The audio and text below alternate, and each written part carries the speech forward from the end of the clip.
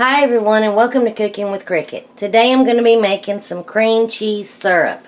And this cream cheese syrup will go with my Italian cream pancakes. And the pancakes will be in the video that follows this one. So to get started, I need an 8-ounce brick of cream cheese that is softened. I just set it out early this morning on my counter and let it get to room temperature.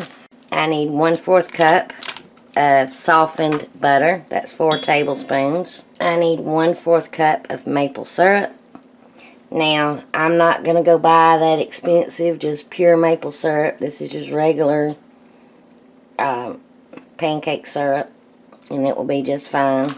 And I have 1 teaspoon of vanilla extract. Now I'm going to blend all of this together until it's nice and smooth, scraping the bowl a couple of times. You want to scrape your bowl really good and really mix it until you don't see any of the cream cheese or butter lumps, and until it's nice and smooth.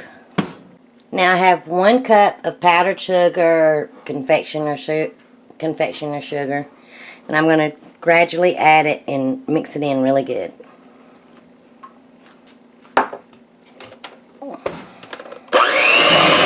Now you'll want to keep this in the refrigerator, but when you get ready to serve it, you can put this in the microwave for about 10 seconds to thin it back out to the consistency that you like.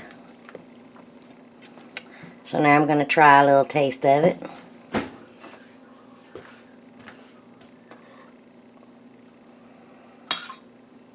This is so good. You just won't believe the taste of this. You got that maple syrup with the cream cheese and all. It is delicious.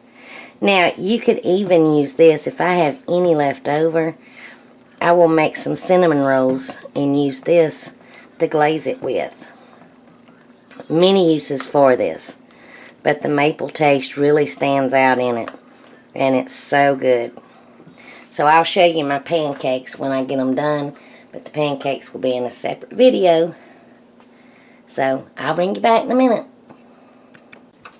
Okay, my pancakes are ready. And I have my cream cheese syrup poured over them. Topped them with some extra pecans. Now it's time to try them. This is so good. Very rich and decadent. And something perfect to have for Christmas morning or anytime. Thanks for watching. If you enjoyed this video, please give me a thumbs up. Comment, because I love hearing from you. And until my next video, I hope you enjoy. Bye, y'all.